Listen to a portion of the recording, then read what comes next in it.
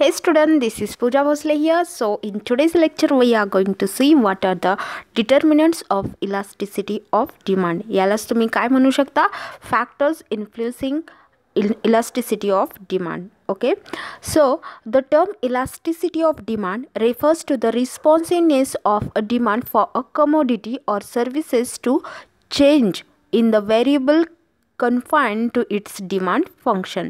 जे कुठले आपण डिमांड फंक्शनमध्ये फॅक्टर्स पाहिलेले होते त्या फॅक्टर्समुळे किंवा त्यांच्यामध्ये झालेल्या चेंजमुळे आपल्या डिमांडमध्ये काय बदल होतो याच्या रिस्पॉन्सिव्हनेसला काय म्हटलं जातं? इलास्टिसिटी ऑफ डिमांड असं म्हटलं जातं. So according to professor Marshall, the elasticity or responsiveness in the market is a great or small according to as the amount demanded increases much or little for a given rise in price. Okay, so elasticity म्हणजे काय नेमकं असं marshal यांचं मत आहे. जेव्हा प्राइसेसमध्ये बदल होतो तेव्हा आपल्या डिमांडमध्ये जो बदल होतो त्यालाच काय म्हटलं जातं? इलास्टिसिटी असं म्हटलं जातं. So the factors influences the elasticity of a demand. We are going to see what are that factors. Okay, कुठले फॅक्टर्स आहेत ते आपण या ठिकाणी पाहणार आहोत, ज्यालाच तुम्ही डिटर्मिनंट्स असं सुद्धा म्हणू शकता. So the first determinant is nature of a demand for the product. कुठल्या पद्धतीचं नेचर आहे आपल्या डिमांडचं ते देखील काय करतं तर इलास्टिसिटी हे डिसाईड करत असतं त्या पर्टिक्युलर प्रोडक्टची.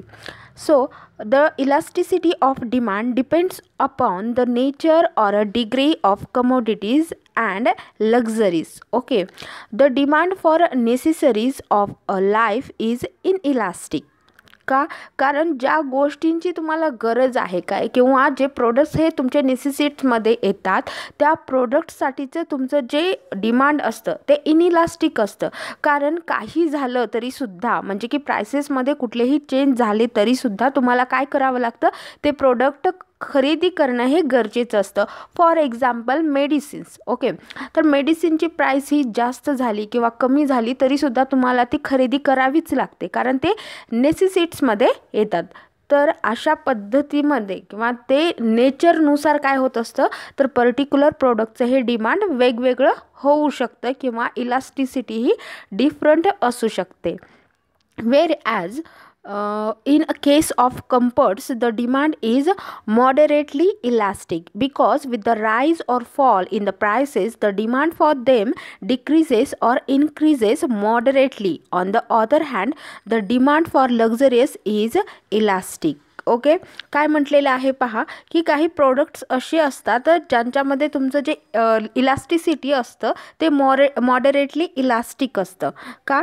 कारण त्या ज्या गोष्टी आहेत त्या कम्फर्टसाठी तुम्ही यूज करता. येते लक्षात. म्हणजे की एखादी गोष्ट आहे फॉर एक्झाम्पल की साबणामध्ये सोप्स आहेत खूप सारे, संतूर आहे, परत मोती साबण असेल तुमचा फेवरेटमध्ये आपलं लक्स साबण आहे. तर कम्फर्ट झोनमध्ये एखादं जर प्रोडक्ट तुमचं येत असेल फॉर एक्झाम्पल की लक्स साबण हा साबण माझा काय आहे फेवरेट आहे, तो माझ्या कम्फर्टमध्ये आलेला आहे किंवा त्याची प्राईस आणि त्याचबरोबर त्याचा यूज असल्यामुळे तो माझ्यासाठी कम्फर्टमध्ये येतो. तर त्याच्यामध्ये जे इलास्टिसिटी असते ती मॉडरेट इलास्टिसिटी तुम्हाला पाहायला मिळते. बट काही असे लक्झरियस गुड्स आहेत. लक्झरियस गुड्स म्हणजे काय की जे गुड्स हे पैसे जास्त असतील तर तुम्ही परचेस करता, जेव्हा तुमचं इन्कम कमी होतं तेव्हा तुम्ही परचेस करत नाहीत. त्यामुळे अशा गुड्सला आपण लक्झरियस गुड्स म्हणतो. फॉर एक्झाम्पल कार असेल किंवा एखादी बाईक असेल जे की 1 लाखाची बाईक आहे आणि दुसरीकडे पाहता 60,000ची सुद्धा बाईक येते लक्षात. पण जेव्हा तुमच्याकडे खूप सारे पैसे असतील तेव्हा तुम्ही प्रेफर कुठली बाईक करणार आहेत? 1 लाखची, ज्याला तुम्ही लक्झरियस गुड्स म्हणता. सो नेचर बाय नेचर आपलं डिमांड हे काय चेंज होत असतं. येते लक्षात.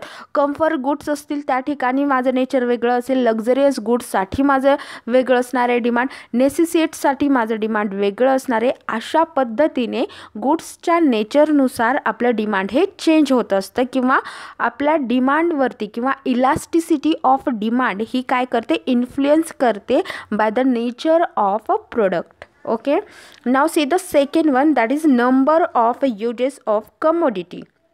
तर नंबर ऑफ युजेस म्हणजे एखाद्या कमोडिटीचे किती युजेस आहेत त्यानुसार सुद्धा इलास्टिसिटी ही चेंज होत असते. पहा, commodities having larger number of uses will have elastic demand and commodities having a few uses become inelastic in a nature. Why? बघा, such commodities are steel, coal, electricity and the या पद्धतीचे खूप सारे goods आहेत की steel आहे, Coal आहे, electricity आहे. तर हे गुड्स किंवा हे कमोडिटीज तर एक आहेत, बट याचा यूज किती आहेत तर नंबर ऑफ युजेस तुम्हाला पाहायला मिळतात. पहा, electricity is used for cooking, heating, lighting, operating, television and so on. या खूप साऱ्या गोष्टीसाठी तुम्ही एकच गोष्ट त्या ठिकाणी यूज करता. If there is a small decrease in the price of electricity its demand will increase to a greater extent. The demand may become elastic. Okay, येते लक्षात का? कारण की पहा, थोडा जरी चेंज त्या प्राइसेसमध्ये झाला म्हणजे की ते प्राइसेस थोडी जरी कमी झाली तर तुम्ही काय करता तर मोस्ट ऑफ द यूज त्याचा करण्यासाठी स्टार्ट करता. म्हणजे पहा की इलेक्ट्रिसिटी आहे, आपण इलेक्ट्रिसिटी ही आपली काय नेसेसिटी आहे, आपली गरज आहे, आपण घेतो मान्य, पण आपण त्याचे नंबर ऑफ युजेसपैकी फक्त काही युजेस करतो कारण आपल्याकडे जी प्राईस इलेक्ट्रिसिटीची आहे ती हाय आहे. असं समजा की प्राईस खूप जास्त असल्यामुळे आपण काय करतोय, इलेक्ट्रिसिटीचा वापर हा कमी गोष्टींसाठी करतोय. फॉर एक्झाम्पल लाईटसाठी यूज करत असो किंवा फॅनसाठी यूज करतोय किंवा टेलिव्हिजनसाठी यूज करतोय. या पलीकडे आपण त्याचा यूज करत नाही बिकॉज की इलेक्ट्रिसिटी महाग आहे.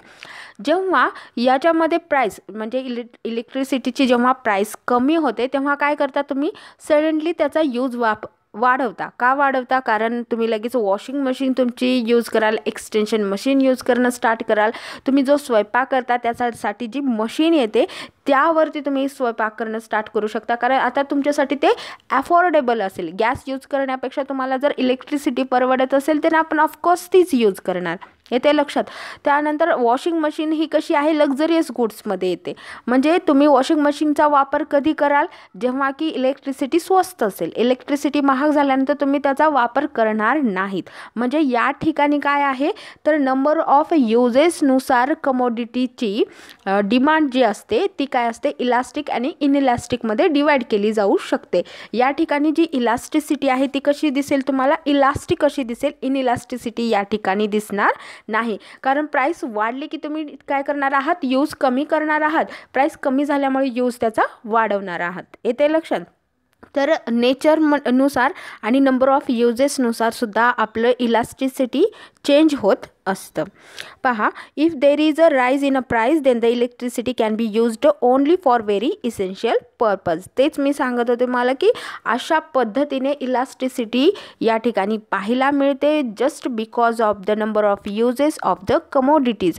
म्हणजे हे सेकंड फॅक्टर तुम्हाला म्हणता येईल किंवा सेकंड डिटर्मिनंट आहे जे डिसाइड करतं आपली elasticity of demand. Now see the third one, that is the level of income of an individual also determines the electricity of demand. So what is it? The level of income. तर एखाद्या व्यक्तीचं income हे decide करतं, of course decide करतं आपली elasticity of demand. Generally higher the level of income of an individual his demand for commodity tends to be relatively inelastic because the rich man does not bother about the changes in price. Okay, तर काय म्हटलेले असेल आहे की एखाद्या व्यक्तीचं जे income आहे ते खूपच जास्त आहे तर तो व्यक्ती बिलकुलच विचार करणार नाही जेव्हा तो परचेस करत असेल एखादी गुड्स किंवा एखादी कमोडिटी. म्हणजे काय सांगितलेलं आहे पहा की त्याचं डिमांड फॉर कमोडिटी हे कसं असणार आहे, रिलेटिव्हली इनइलास्टिक असणार आहे. रिलेटिव्हली इनइलास्टिक म्हणजे काय, मी तुम्हाला व्यवस्थित सगळे टाइप्स शिकवलेले आहेत. रिलेटिव्हली इनइलास्टिक मीन्स वॉट, त्याचबरोबर इलास्टिक म्हणजे काय, इनइलास्टिक म्हणजे काय. तर या ठिकाणी जो डिमांड तुम्हाला पाहायला मिळतो तो कसा असेल, रिलेटिव्हली इनइलास्टिक पाहायला मिळतो.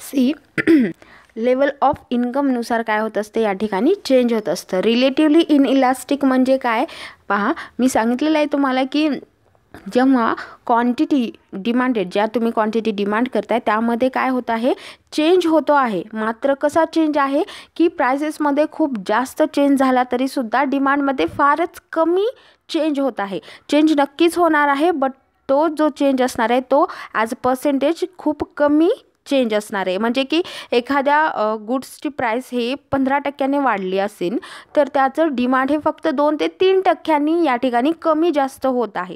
तर याला काय म्हटलं जातं, तर याला रिलेटिव्हली इनइलास्टिक असं म्हटलं जातं. जर एखादा रिच पीपल तुम्हाला पाहायला मिळत असेल तर तो व्यक्ती त्याचं खूप सारं पेमेंट असल्यामुळे डिमांडमध्ये किंवा त्या वस्तूच्या प्राइसेसमध्ये कितीही वाढ किंवा कितीही घट झाला तरी त्याच्यासाठी ते जास्त इफेक्टिव्ह असणार नाही, कारण ऑलरेडी त्याचं खूप सारं इन्कम असल्यामुळे त्याचं डिमांड हे तितकंच असणार आहे जितकं त्याला हवं आहे. येते लक्षात. त्यामुळे प्राइसेसमध्ये एकदमच वाढ झाल्यामुळे त्याच्यावरती जास्त इफेक्ट होणार नाही किंवा प्राइसेस खूपच कमी झाल्या म्हणून तो एकदमच त्या गुड्स जास्त विकत घेईल असाही परिणाम होणार नाही, कारण त्याचं पेमेंट खूप व्यवस्थित असल्यामुळे तो ऑलरेडी जितकं हवं आहे तितकं त्या ठिकाणी खरेदी करतो आहे. येते लक्षात. तर याला काय म्हटलं जातं, तर रिलेटिव्हली इनइलास्टिक असं म्हटलं जातं. See, the rich man does not bother about the changes in price. On the other hand the demand for commodities in case of lower income group tends to be relatively inelastic. काय म्हटलेलं आहे, relatively elastic या ठिकाणी तुम्हाला पाहायला मिळतं. का relatively elastic पाहायला मिळतं, कारण त्याचं इन्कम इतकं कमी असल्यामुळे प्राइसेसमध्ये थोडा जरी चेंज झाला, फॉर एक्झाम्पल की एखाद्या गोष्टीची प्राइस ही 10% वाढत असेल, यापेक्षा आपण सोपं एक्झाम्पल घेऊ, एखाद्या कमोडिटीची प्राइस ही 2-3% वाढत असेल तर त्याचं जे डिमांड आहे पर्टिक्युलर कमोडिटीसाठीचं तर ते 10 ते 15% वाढते. का, कारण की त्याचं इन्कम खूप कमी आहे. त्यामुळे थोडा जरी प्राइसेसमध्ये घट किंवा वाढ होत असेल तर त्याच्या डिमांडमध्ये खूप मोठा त्या ठिकाणी फरक पडणार आहे. याला काय म्हटलं जातं, रिलेटिव्हली इलास्टिक असं म्हटलं जातं. हे व्यवस्थित मी सांगितलं, एकदा रिवाइज करा म्हणजे तुमच्या ह्या सगळ्या गोष्टी कशा लक्षात राहतील. येते लक्षात. म्हणजे लेवल ऑफ इन्कम हे इफेक्ट करत असतं आपल्या इलास्टिसिटी ऑफ डिमांडवरती. येते लक्षात. रिच पीपलसाठी काय केस आहे आणि पुअर पीपलसाठी काय केस आहे, त्याच्या इन्कमनुसार काय होत असतं तर इलास्टिसिटी ही वेगवेगळी असू शकते. Now see the next one, that is proportion of expenditure in budget. Okay, तर हे देखील खूप जास्त प्रमाणात या ठिकाणी काय करत असतं, डिटरमाइन करत असतं आपलं elasticity of demand. If the consumer spend a small proportion of his income on the consumption of commodities, the demand for that commodity will be inelastic. Okay, काय सांगितलेलं आहे, जर एखादा कंझ्युमर आहे आपल्याकडे तर तो काय करत आहे, खूपच स्मॉल प्रपोर्शन खर्च करत आहे त्याच्या इन्कमचा on consumption of commodity, then the demand for that commodity will be inelastic. काय होऊन जाईल तर ती त्या ठिकाणची जी इलास्टिसिटी आहे ती इनइलास्टिक असेल. Inelastic means what, the relationship between the prices of the good and the quantity demanded is not in exist. Okay, याला काय म्हटलं जातं, इनइलास्टिक आहे. For example, the consumer spend small expenditure of the budget on match box, salt, newspaper etcetera, but the commodities which Intel a larger proportion of income on consumption, the demand for them is elastic. येते लक्षात. काय comparison आहे, तर आपल्या जे पूर्ण budget आहे, जे इन्कम आहे त्याचा खूप स्मॉल पार्ट आपण मॅच बॉक्सवरती किंवा साल्टवरती, न्यूजपेपरवरती खर्च करत असतो. त्यामुळे काय आहे तर या ठिकाणी जे इलास्टिसिटी तुम्हाला पाहायला मिळते ती कशी आहे, इनइलास्टिक आहे. कारण तुमच्या इन्कममध्ये किंवा त्या वस्तूंच्या प्राइसेसमध्ये काहीही बदल झाला तर तुम्ही मॅच बॉक्स खरेदी करणारच आहात, साल्ट तुम्ही खरेदी करणारच आहात, न्यूजपेपर तुम्ही खरेदी करणार आहात. म्हणजे यांच्या डिमांडमध्ये कुठलाही फरक तुमच्या प्राइसेसमुळे, त्या कमोडिटीच्या प्राइसेसमुळे किंवा तुमच्या इन्कममुळे काहीही फरक पडत नाही. त्याला काय म्हटलं जातं, इनइलास्टिक असं म्हटलं जातं. But the commodities which entail a larger proportion of income on consumption, the demand for them is elastic. But तुमच्या पूर्ण इन्कमचा मोठा पार्ट तुम्ही त्याच्यावरती खर्च करत असाल एखाद्या प्रोडक्टवरती, देन मात्र तुमचा ॲटोमॅटिकली त्या ठिकाणी जे डिमांड आहे ते इलास्टिक पाहायला मिळतं. For example, items like food, clothing, the consumer spends a larger expenditure of his budget, hence the demand for these goods will be elastic. हे क्लिअर आहे की फूड असेल, क्लोथिंग असेल, हे नेसेसरी गुड्स असले तरी सुद्धा यावरती आपला मोठा पार्ट काय होत असतो, खर्च होत असतो. त्यामुळे आपल्या इन्कमचा किंवा प्राइसेसचा यावरती परिणाम होतो. म्हणजे काय तर हे एक डिटर्मिनंट तुम्ही या ठिकाणी मानू शकता की proportion of income spend on consumption यामुळे काय होत असते तर इलास्टिसिटी या ठिकाणी ठरत असते. Now see the next one that is the influence of habit. तर हॅबिटचा इन्फ्लुएन्स कसा असतो पहा आपल्या इलास्टिसिटी ऑफ डिमांडवरती. कशा पद्धतीने इलास्टिसिटीनुसार आपलं डिमांड हे बदलू शकतं किंवा इलास्टिसिटी ही डिटरमाइन करता येते. If the consumer are addicted to the consumption of a particular commodity then the demand for that commodity will be inelastic. काय होऊन जाते, इनइलास्टिक होऊन जाते. बऱ्याच अशा केसेसमध्ये जर फॉर एक्झाम्पल सिगरेट आहे, सिगरेटची हॅबिट आहे, कॉफीची हॅबिट आहे, लिकर आहे, तर या सगळ्या गोष्टींची जी हॅबिट आहे ती कशी आहे तर ती प्राइसेसनुसार किंवा इन्कमनुसार काय होत असते तर चेंज होत नाही, सडनली चेंज होत नाही. ऑफकोर्स त्याचा इफेक्ट होतो बट सडनली असा कुठला इफेक्ट आपल्याला यावरती पाहायला मिळत नाही. कारण ॲडिक्शन कुठल्याही गोष्टीचं असेल देन ते खरेदी केली जाते, त्याची प्राइसेस कितीही वाढू द्या किंवा कमी होऊ द्या. Okay, but these has been a little effect on their demand because people are addicted to such habits. Okay, याचा परिणाम सडनली आपल्याला पाहायला मिळत नाही. त्यामुळे हे एक डिटर्मिनंट तुम्ही मानू शकता या ठिकाणी जे की इलास्टिसिटी ऑफ डिमांड डिटरमाइन करतं.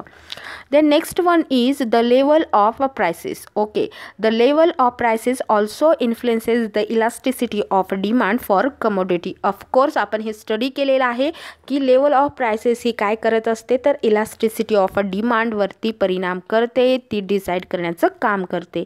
These are some commodities like a refrigerator, car, interior which are highly priced in general. At a very high range of price the demand will be inelastic. Okay, तर त्या ठिकाणी काय होतं तर जे elasticity आहे ते या ठिकाणी काय होत असते तर इनइलास्टिक होत असते. का, कारण ह्या गुड्सच्या प्राइसेस ह्या ऑलरेडी टॉपवरती असतात. त्यामुळे if the price change in large at a very low range of price the demand will be inelastic. या ठिकाणी डिमांड कसं पाहायला मिळतं तुम्हाला, इनइलास्टिक पाहायला मिळतं. Okay, now see 7 the substitute available for consumption. So substitute available for consumption, एखाद्या गुड्ससाठीचा substitute मार्केटमध्ये अवेलेबल होत असेल देन इलास्टिसिटी ऑफ डिमांड या ठिकाणी तुमची चेंज होणार आहे. म्हणजे हे एक तुम्हाला या ठिकाणी डिटर्मिनंट मानता येईल. If the commodities have close substitute the demand will tend to be elastic because with a rise in price of one commodity the demand for its substitute will immediately increase. येते लक्षात. म्हणजे काय तर एका प्राइसेससाठी किंवा एका प्राइसेसमुळं काय होत असतं तर आपल्या डिमांडमध्ये चेंज होतं, हे तर बेसिक आहे. बट सबस्टिट्यूट अवेलेबल असेल मार्केटमध्ये देन तुमचं अट्रॅक्शन त्या दुसऱ्या गुड्सकडे वाढतं. का, कारण की जे एक्झिस्टमध्ये आहे किंवा जे तुम्ही गुड्स आहेत जे खरेदी करताय त्याचं प्राइस त्या ठिकाणी वाढलेलं असेल बट तुम्हाला दुसऱ्या ठिकाणी त्याच गुड्ससाठी एक बेटर सबस्टिट्यूट अवेलेबल होत असेल देन तुम्ही काय कराल तर त्या सबस्टिट्यूटकडे अट्रॅक्ट व्हाल, कारण त्याचे प्राइसेस तुम्हाला कमी पाहायला मिळत असतील.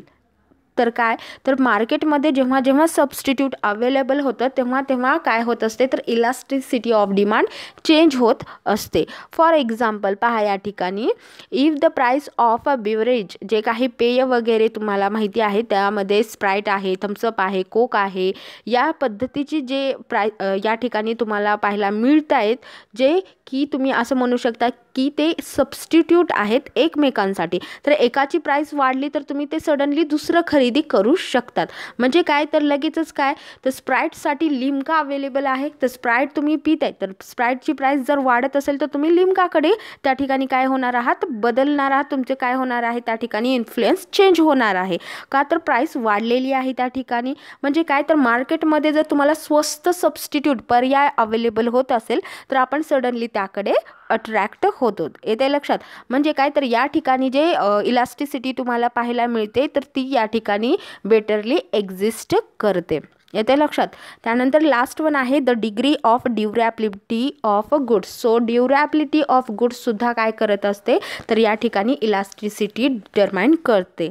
In the case of durable goods like machinery implements the demand will be inelastic. या ठिकाणी डिमांड कसं पाहायला मिळतं, इनइलास्टिक डिमांड तुम्हाला पाहायला मिळतं. Wear as on the other hand the demand for perishable goods like fruits vegetable flowers the demand will B elastic. Okay, if the price of any of these goods changes, the people may curtail or postpone their consumption. Okay, काय म्हटलेलं आहे पहा या ठिकाणी की जे durable goods असतात म्हणजे की मशिनरी आहे किंवा इम्प्लिमेंट्स आहेत अशा ठिकाणी जी तुमच्यासाठी इम्पॉर्टंट असते इलास्टिसिटी ती कशी असते, इनइलास्टिक पाहायला मिळते. का, कारण हे ड्युरेबल गुड्स आहेत, खूप काळ टिकणारे आहेत. त्यामुळे एकदा तुम्ही ते खरेदी करत असाल देन तुम्हाला प्रॉब्लेम होणार नाही, कारण ते चिरकाळ टिकणार आहेत हे तुम्हालाही माहिती आहे. त्यामुळे डिमांड कसं असतं, इनइलास्टिक असतं. बट पेरिशेबल गुड्ससाठीचं डिमांड कसं असतं आपलं, इलास्टिक असतं, कारण ते जास्त काळ टिकणार नाहीत हे तुम्हालाही माहिती आहे. म्हणजे आज त्याची प्राइसेस वाढलेले आहेत किंवा आज मला माहिती आहे की आज ॲपलचे प्राइसेस खूपच कमी झालेले आहेत, 100 रुपीजवरनं 50 रुपीजपर्यंत आलेत. बट तरीसुद्धा मी एक 5 किलो ॲपल त्या ठिकाणी खरेदी करून ठेवू शकते का, ठेवू शकत नाही, कारण ते पेरिशेबल गुड्स आहेत, ते जास्त काळ टिकणार नाहीत. त्यामुळे डिमांडमध्ये इतका चेंज होणार नाही. येते लक्षात. त्यामुळे या ठिकाणी काय आहे तर इलास्टिक तुम्हाला म्हणता येईल. तर अशा पद्धतीने याला तुम्ही म्हणू शकता determinants of elasticity of demand. Okay.